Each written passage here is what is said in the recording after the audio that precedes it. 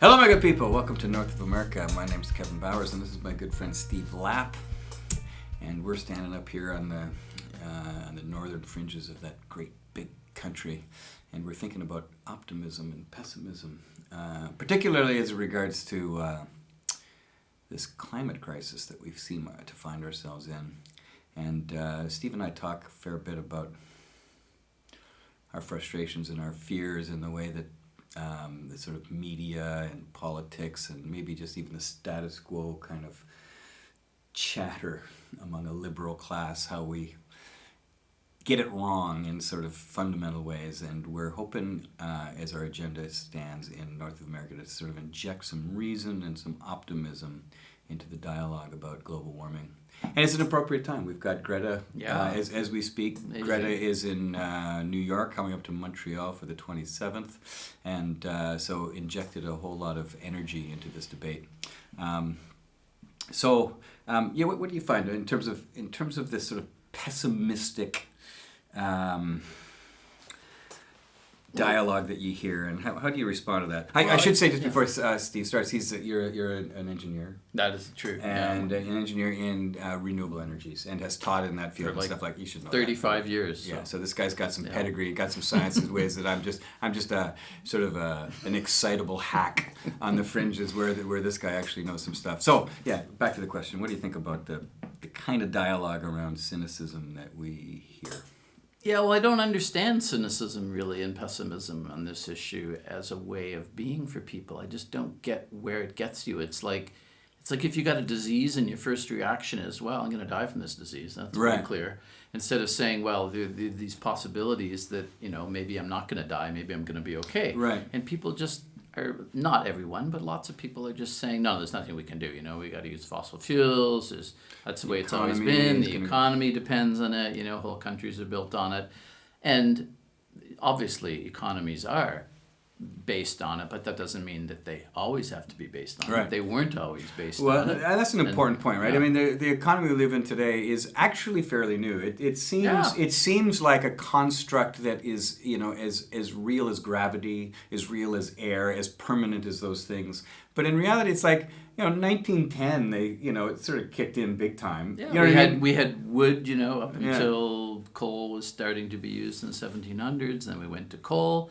Oil didn't become a fuel until the early 1900s. Yeah, which is And then oil carried us through, and then natural gas and nuclear came on. And so in the last 100 years, we've sort of been through 3 fuel transitions already, and we're going to and we have to go through another one. That's right. And economies were built on those fuel transitions, and economies will be built on the next transition, which is to energy that hopefully allows us to not mess up the climate any further. Well, it's probably going to be messed up a little further, but we can stop messing it up. So I was just saying to Kev, I just gave a talk in a community in Ontario this week on decarbonizing the whole province of Ontario. And basically, if we produce twice as much electricity as we now make each year, we could power every vehicle and every building with electricity in Ontario and use no fossil fuel. Okay. It's not out of the order at all. Right. So if we double our electricity production, we can power everything that we now power with carbon. Yes. Yeah, it's not that much, really. Right. And we, in the province of Ontario, we doubled our electricity between 1969 and 1985. We doubled our electricity production. We've already done it. So that's we did it in the 60s and 70s and 80s. See, look at that. Yeah, and we need to do it, now between 2030, 2050. And can I suggest that our ability to do it has, luckily, the technology has been getting cheaper and is getting more efficient at extraordinary rates. So, there's reason to be optimistic. Yeah. In fact, we have the numbers on this. Like Mark Jacobson, who you turned me on to, is a Stanford guy who energy prof, and engineering dude. And he just sort of did the numbers on North America, and then he did every state. Countries. He did every state, and then he moved on to every countries. Did he not? Okay, well, you may be a bit ahead of me on that. But he did every state, how many jobs would be created, what technology they should use, how much it would cost, how it would affect their GDP, and all of this stuff is very doable. But there are obviously a lot of entrenched businesses that they're not too keen on this transition because it's Right. going to be painful for them. But it won't be the first time that businesses have had. Hey, it's capitalism. That's what everybody says. That's it right. adapts. That's the mantra of all the capitalists. Right. We'll adapt to whatever the new business model needs to be. Right. Well, let's start getting on with that. There's a new business model. That's right. Yeah, like this sort of hard-nosed capitalism that we're supposed to be sort of in the throes of is exactly not. So what do? We subsidize a pipeline. Right. We help railways ship oil. We reduce royalties. We create laws so that the province of British Columbia can't refuse to have fossil fuels shipped from Alberta through its province, which was overturned today in a federal court, by the way. So this whole fossil fuel thing it's the most regulated capitalist structure maybe ever. Right. which is really sort of an important thing, like, and that's sort of part of what North of America is about. Is sort of like looking at the narratives that we believe in that are actually hypocrisies, right? That, this idea that we live in a free market and that capitalism is somehow if it ran unfettered, everything would be that's grand. right. Which Yeah. I think is bullshit, period. But on the other Well, hand, look what we had to do for acid rain. Right. We couldn't let smelting and burning of dirty fuels go unfettered because we were killing all the lakes in eastern North America. So we regulated it. And successfully so. And leaded gasoline. We Yeah. did the same thing. We were creating cognitive deficits in populations across the whole of Canada and the USA by having lead in our gasoline. So we banned it. Mm-hmm. Nobody even thinks now that the economy suffered. Although I will say, the industry at the time fought these regulations with great vehemence, and they lost, and we shut the ozone layer. Well, we didn't shut the ozone layer hole, but we slowed it down. Well, that was refrigerant, so that was another story. Yeah. But you do hear this story. I was just reading someone today saying this is more in the hoax category. The climate change is a hoax. Where, they were complaining about the ozone layer and they were complaining about acid rain. None of that shit came true. So why would I believe you about global warming? What a strange argument. It's like, actually, it was the activists and the regulations that saved us from these. Yeah, it's a misinformed. And actively misinformed, or maybe right? Intentionally, but wrong. Just plain wrong, and maybe Wrongness is untruthful. important. Yeah. And maybe untruthful if the person knows that was not, in fact, the reality. There were, activists and processes and regulations and laws, and those problems were ostensibly solved. I mean, it's not like we've completely repaired the hole in the ozone layer. Acid rain does seem to, it's hugely reduced anyway. Yeah, it's not the crisis that it was in the 1960s in any event. Yeah. But that concept that the narratives that we sort of build our sort of political understanding on, and that it's sort of the foundations of how we think about capitalism and free markets, where it's actually not even true in the first place, because they're regulated for the wealthy. It's a rigged economy that is not free, yet we sort of can't imagine a world without the economy that's being rigged against us. It's a strange scenario we find ourselves in. And it's not just economic arguments that are used in the climate change, dismissal or pessimism. It's like, well, we couldn't possibly put up enough wind turbines, or we couldn't possibly build enough photovoltaic modules, or how are we going to recycle all those photovoltaic modules when they get old? And you throw an argument like that in, instead of saying, well, what about all the land and pollution that burning fossil fuels like coal and oil continue to create if we don't build photovoltaic modules? So it's as if not being able to recycle a photovoltaic module means we shouldn't go that way, and it completely dismisses the damage that's being done every day, strip mining, fracking, plus all the emissions. And if you do the numbers like Mark Jacobson's done, and like the ones I just did for Ontario, this is entirely doable. Right. I mean, basically, we have south of us here in Kingston, Ontario, wind farm on Wolf Island, some 70 or 80 wind machines or something like that. And I did some numbers recently which show that about 60 wind farms like that in Ontario would produce half of the electricity that we need to go completely green. Is that right? 60 wind farms. And those wind farms can still have farms underneath them. There's still, you can grow whatever you want on a wind farm, as well as make electricity. Right. So these are entirely doable. And another really neat number that, and I haven't updated you on this because this is all stuff we've done in the last few weeks. Good for new stuff. So in Ontario, in 2018, we, as people using cell phones, spent about $10 billion on cell phone charges.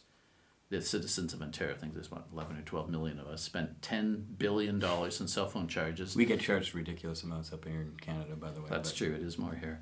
And the numbers I've done would show we need to spend about $6 to $10 billion a year on green energy to be carbon neutral by 2050. Wow. The same as we're paying for our cell phones to basically save our asses.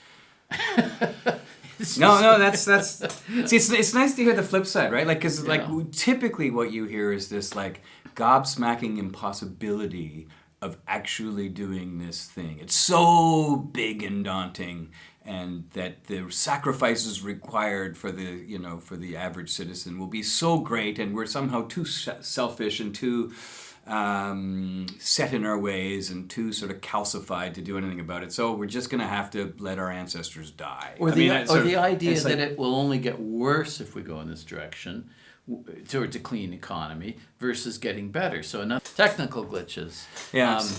We were talking about you're going to finish up with something there. Yeah. Well, just that in Ontario, the citizens of Ontario, the 12 million of us, whatever, plus or minus a million maybe, spend about $10 billion Canadian a year on cell phone charges.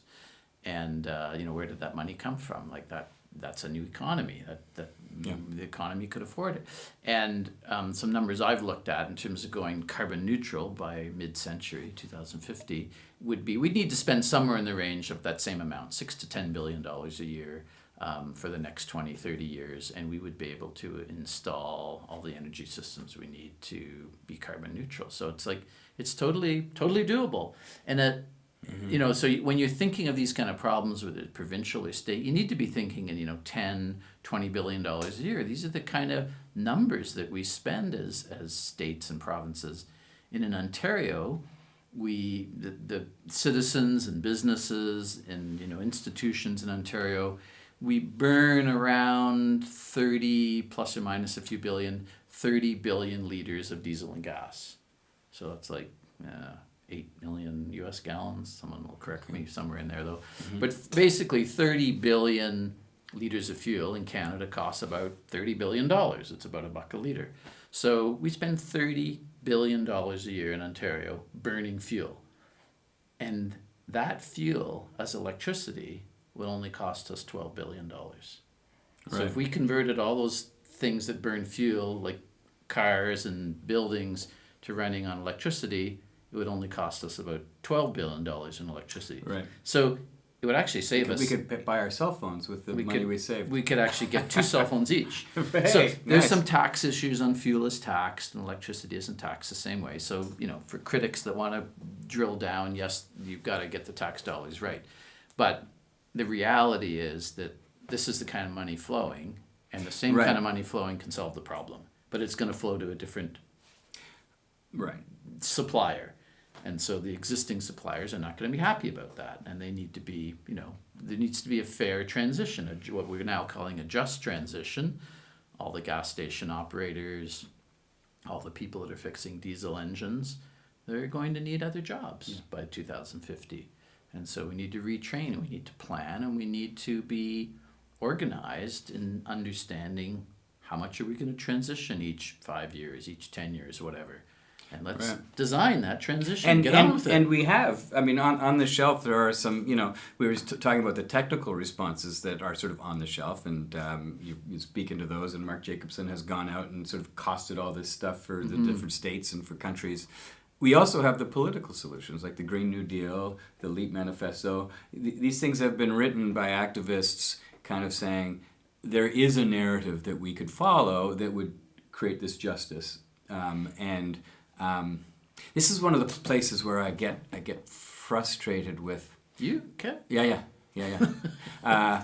With the sort of narratives that are being told about this situation and the cynicism that sort of seeps into it, that It's all well and good that this Green New Deal thing has come out, and then there's this in the States. I'm talking now. 80% of people seem to be pro Green New Deal, which is a hell of a big number for any political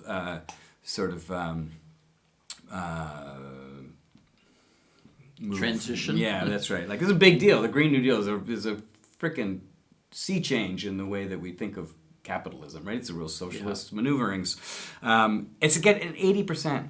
And then there's this other poll that asked people, okay, so how much are you willing to spend to get the Green New Deal to happen? And they're talking to the average Joe, and they came up with this number like $100 was what they were willing to spend. Which then they pair these two statistics together in a convenient way to say, yeah, people like the Green New Deal, but they're not willing to pay for it. Therefore, they're not really serious. And then the cynicism line comes in, which is people are too selfish and too egotistical, and they want therefore it won't happen. So you get this sort of like, but see the fuckery in there is that the Green New Deal is explicitly designed to take people out of poverty. It's specifically designed to give them union jobs and the training that you were talking about.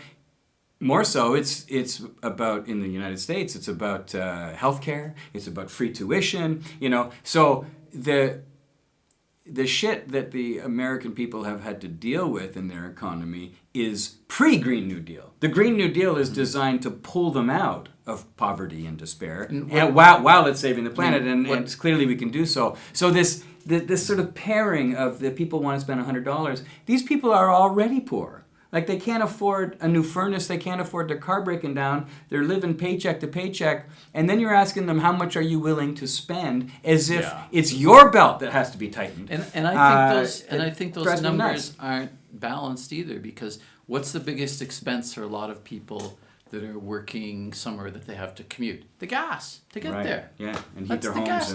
To heat their homes and to get their car to where they go. Maybe they can take transit, but lots of people can't.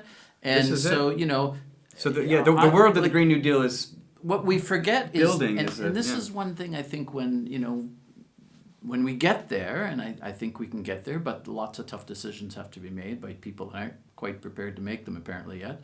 When we get to a place where we're running on a much greener economy, people are going to save a lot of money. Yeah. It's going to be cheaper to get from A to B because we're going to have electricity powering us. It's going to be cheaper to heat our homes because they're going to be more efficient.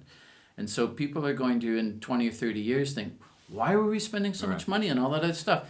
Hundreds and hundreds of billions of dollars being spent on liquid and gaseous fuels that get burned. They go up the chimney. Useless it's shit. Insane. Yeah, that's right. People will look back at some point and go, wow, that was a really stupid era. Isn't it so much better now where we're not producing as much pollution? It's cheaper to get from A to B. It doesn't cost as much to heat our homes. Yeah. The air is better. Our health is better. Cities aren't as polluted. Right. It's just like... Yeah, so that picture, to paint is an easy picture to paint when you sort of like step outside of the matrix that's been sort of formed for us. And this idea is like, it's hard to imagine. I heard someone say, and I think it was right. It's easier to imagine the end of the world than it is to imagine the end of capitalist carbon economy, neoliberal. And the status quo, because it's hard to imagine what that looks like. It might not be the end of the capitalist carbon economy, just be the end of the carbon economy, and it may be a capitalist green economy. Yeah, sure, that's right. Fair enough. Fair enough. Because all we need is that imagination, is to see that far in the future and say, oh, it's not that crazy. It's not that. It's different, but it's like it would be kind of sweet to have a fast train between let's say New York and Miami or something. It would be sweet to have some infrastructure. You guys, what do you got down there in the States? The Amtrak, right? It's time to upgrade, folks. It's been a long time, So Canada too. Oh yeah, totally. It's an embarrassment, that kind of infrastructure. So that's the game. You imagine a future that is like better, and then we can have it. Like it's palpable, and the political solutions, and I would also say the political actors are on the stage now. Like when governments, whether it's state or province and federal or not, when governments make the decisions to take us to the green economy, capital will flow to those projects, So if the Canadian government committed to, an electric high-speed train from Windsor to Montreal, yes, it'd be expensive, but they'll get lots of bids. If they put a request for bids out, lots of, capitalist companies are going to bid in that project because there will be money to be made. And so, we just need to have the desire at a level where people elect politicians can make those decisions, and we move forward with the changes that are necessary. And I think we're getting a lot closer. I mean, in Canada today, the Liberal Environment Minister announced that the party's goal is zero net emissions by 2050. That's a new goal. The details are light for sure, and there's lots of criticism one can throw at them. But they obviously are seeing in polling that is a marketable approach to have. Right. And it would be a good approach for the people of Canada too, in Absolutely. terms of our long-term health and well-being. So that's a big change from 5 years ago. And so I'm optimistic that, the polling is showing that the electorate is more supportive of going in these directions. And maybe the Green Party is helping push it in that direction. Yeah. What's your take on that? No, I think it's interesting. I mean, the Liberal Party up here in Canada is just a shit show, really. They also said they went to Paris and they were all gung ho for the climate accords, and they were all about 1.5, and they were brand new then, and they were talking this great talk about that, and then immediately thereafter, they also said they wouldn't do fossil fuel subsidies, they wouldn't drop those, or so they would drop the fossil fuel subsidies, and not only did they not drop them, but they bought a pipeline for some $7 billion or something like that, probably more in the end. 5.6, but it'll probably go up. Yeah, okay. And may never carry any oil. Right. We don't know if that pipeline anyway, will so ever the Trudeau government is very fraught in all sorts of ways. But the narrative thread that I want to pull from that story is one of optimism, because even those political movements and parties that are of the status quo and that are full of bullshit have to play left in order to get elected. Have to play green. Well, yeah, right. Yeah, okay, yeah. so That's not a bad idea. It's yeah, not a bad yeah. distinction to make. Yeah. Certainly they play left as well, actually. Yeah. But play green energy. But at this point, because things are getting serious and Greta's in town. People are playing green now. That's right. Well, to get elected, and it's like, Yeah. isn't that interesting? In order to get the gravity of the electorate on their side, they need to promise an optimistic, fairly radical vision of the future. Now, I don't trust the Liberals to stick to it, but they think it's a vote getter. But they think it's a vote getter, which means we should be optimistic because they're looking at the thoughts in the brains of the electorate, and they're saying that's what they want. Now, I'll dupe them. I'll play that game and then buy a pipeline with their goodwill. So it's a very cynical thing.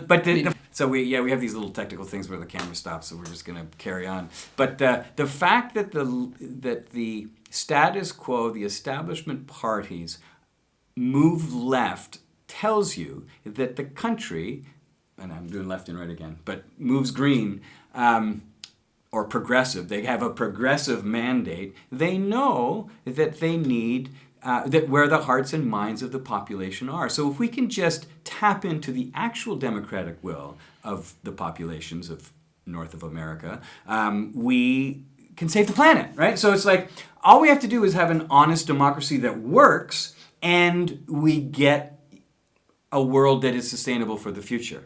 So it's not a bizarre, it's framed as if it's a bizarre pipe dream. But really all it is the will of the people. Yeah. And the situation we're in now, and this would include the Democratic Party in the United States and the Liberal Party up in Canada, is they fake as if they're on the side of the hearts and minds of the population, and then they deke right when. Well, I would say it's more complicated, because I would say they play both sides of it. So on the one hand, they're buying a pipeline. On the other hand, we have an electric car incentive. We have a major program. It's nowhere near enough, and you know it. It's nowhere near enough. No, I'm just saying that, but they play both sides. Oh, yeah, they'll give you little crumbs. Yeah. But we need fundamental Well, we we need to get rid of neoliberal ideology that is between us and sustainability. Well, I think we need a roadmap, and I think one of the things that's difficult for people to be able to imagine the future is there's no roadmap. So that the Green New Deal and the Leap Manifesto. Well, yeah, but I don't think everybody is thinking about the details. What does that mean? What does that mean in 5 years? How many electric cars have to be sold in Canada? How many houses have to be retrofitted? How many businesses are going off of fossil fuel? How many workers? The Green New Deal does say that. But not for Canada. Okay, so I'm just saying, I think one of the things that we need is a plan that spells out some of the specifics of what it means. So in 10 years, how many people are working in Alberta in the oil industry in 10 years? What's the projection for that? Is it 100,000 less? Is it 200,000 less? How many electric cars are being built in Canada? I don't care what the numbers are. But there isn't any real concrete information for people to grab onto. So it's all a myth when you talk about what the change can be, because the clarity's not there. Why is the clarity not there? Because this current government, for sure, does not want to project job loss in Alberta. They do not want to project the fact that for the world to go to a lower carbon state, we have to have job transition for hundreds of thousands of people in this country. They see that as a vote killer right now. It probably won't be on the next election or in the next two elections. It'll be a different equation. It strikes me that there's an easy solution for that, which is if you're working in the oil sector now, there is a training program. And there is a job waiting in the green sector. So, we're looking at a year of training, which will be paid for, and you get a union job coming out the other end, retrofitting houses and putting solar panels in public spaces or whatever it is. Yeah. But you say to the oil workers, you don't have to work in stink anymore. I mean, That's right. Nobody wants to live in Fort McMurray, man. Like it's Mordor, man. You might want to live in Fort McMurray, but it would be a lot better if your job didn't expose you to toxins every day. Yeah, but you know what I mean. Yeah, The oil sands are not a pleasant lifestyle. People like it because you're getting paid a lot of freaking money, and I can understand the incentive to get that sweet cash. But you just say to them, as a public, we are going to make sure that you are employed in the new economy. And we need you anyways, because we need hands on the ground that can do the work. Yeah, so you say to Albertans, so this is like the Texas of America, are down, this is the oil patch of Canada, and you just tell the oil patch people or the coal people, and the same narrative is true in the States, we will give you good jobs that will help you feed your family, and we will train you for those jobs, and they'll be union jobs. I don't, this thing, oh my God, they'll never get votes. It's like, you've just told people that you're going to pay them and give them a good job. I think it's a win-win. I think people will take you up on it. Well, but we've never tried. We're still going to need massive amounts of energy, and people are going to use their incomes to pay for that energy. So there's still going to be a massive flow of cash, and we have to build the system. So we have to build a brand new system, and that's going to take a lot of capital and a lot of skilled people and lots of practical skills. So I think there's lots of jobs out there, but it takes a government to make a concrete plan and fund that plan. And I want to sort of move from there, like in terms of optimism. One of the reasons to have optimism for this transition that we're talking about that doesn't get reflected in the pessimists' nihilistic spiels is that we've already done this, right? The work up to World War II, entire economies changed and cultures changed. Like all of a sudden women were going, Rosie the Riveter, I think it was. Yeah. There was a PR mechanism put in place that we would change the infrastructure in the industry of America, specifically is what I'm thinking about, and it's true in Canada as well, I'm sure, to just pump up the war machine because there was fascists on the door. And within years, not only did the economy change and the state took over the industries for the war machine, but culture changed. Women got into the workforce, right? And this happens in a time scale that's about half of the time scale that the IPCC gives us to do the transition. So it's like the idea that this is like an impossibility, it's so grand, it's so big. It's like, no, we've already freaking done it, and we did it. And not only did we do it, but all of the stuff that we built in that transition, we sent to Europe and we blew up. Yeah.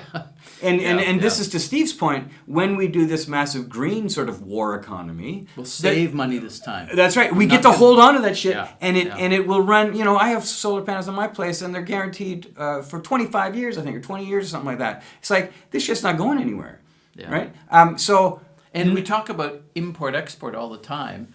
And in Canada, in the East, we're importing oil. We've got this massive trade imbalance where we're importing energy, and we could be making that energy in Canada and retaining the work and retaining the manufacturing. And so, you know, for people that want to look at it from an import-export argument, it doesn't stand up to stay on fossil fuels. It doesn't make any sense at all. Yeah. And so, you know, I'm a little uncomfortable with the wartime footing because the way I see it is just when people of a community, make it a province, make it a country, when they believe that a new direction is possible and they believe that new direction is where they want to go, and the government lubricates that process, we'll go there. You know, right now, we have a world where people love pickup trucks. So we have a world that makes a lot of pickup trucks. And the fuel economy standards and other standards sort of lean towards those trucks being quite cheap, really, to operate and to buy. And that's because, you know, there's some marketing going on, of course. But there's some regulation stuff to deregulate those trucks to make them. We can have the same kind of attraction to a clean future. Talk about your kids breathing clean air. You know, that's a pretty marketable thing. Talk about healthcare, people not having as much coronary disease, not having as much lung disease. These are incredible things that in 30 years we'll think we were idiots in this period for not just moving forward and all the suffering and costs that we incur. So it can be done, and it has been done. It's been done in numerous ways. Right. It's being done. We doubled our energy between 69 and 85. I think you said we changed our economy in the war years. So this is not a novel enterprise. And in Ontario, 8 years ago, in the province of Ontario, we had almost zero wind and solar on the electricity grid, like zero. And when? Sorry? Zero, basically. What 8 years ago. 8 years ago. And as of last year, 2018, it was 11% of all the electricity we used was from technologies that weren't even on the grid 8 years ago.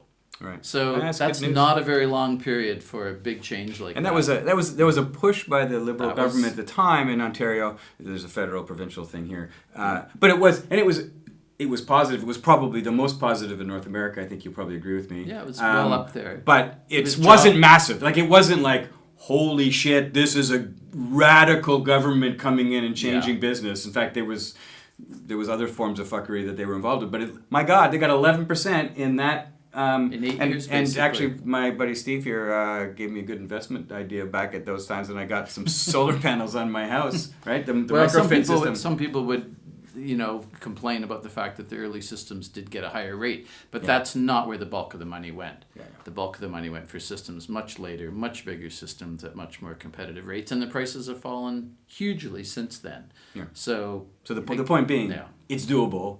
It's being done. It's being and done. We need to do a lot more of it. But yeah, so just like more of the same will. And the payoff of this is just like, it's worth noting that if we don't, the science is quite clear that by the end of this century we're looking at tell me if I'm exaggerating, like maybe 1 billion dead.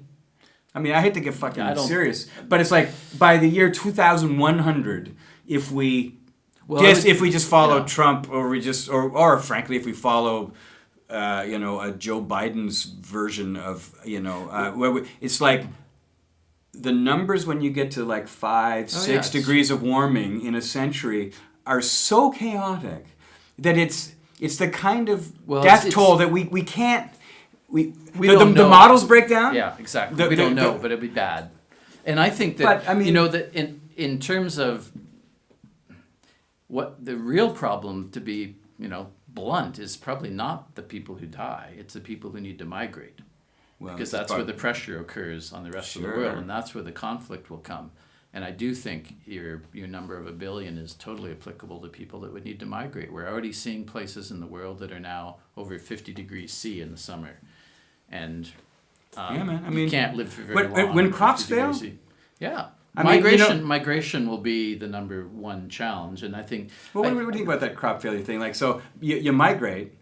I don't know. I think it's one of the illusions that we have. It's like you go to the grocery store here in Canada, and it's like there's just a shit ton of food. It's like it looks like an infinite amount of variety and stuff. But it's like most of it's corn and wheat, processed in various ways. If the breadbasket stops functioning in the world, because we've got these monocultures, like there's all sorts of ways in which. But I think it's like I'm talking like 2080, right? Like I think the real problem happens. Well, my good people, we're still dealing with some technical stuff, and I have a feeling that my farewell to Steve didn't quite make the SD card. So we lost him in the middle of me talking, I think, there. You will apologize. No, you won't apologize. I'll apologize to you for that, and I'll apologize to Steve, who's now gone, left about 20 minutes ago, and then I realized that somehow I had a great farewell too. I was saying all sorts of nice things about Steve. I was saying all sorts of nice stuff about North of America and about optimism and changing the world, and we can do this. And I don't know why I didn't get on the video. But anyways, thanks Steve Lapp, for coming out and talking sense, talking smart sense with all sorts of science and statistics that he brings to the table. A lot of Canadian stats for that guy, because that's his domain. But we're all in this together, my dear friends down south and us here up north. Please subscribe, share widely. northofamerica.net, read the stuff, look at more videos, give it to all your friends and neighbors, and thanks for so much. Oh, I had a hat on before, didn't I? Now I don't have a hat. Oh, jeez. I'm not a professional yet. There's some kinks. We're working them out. See y'all.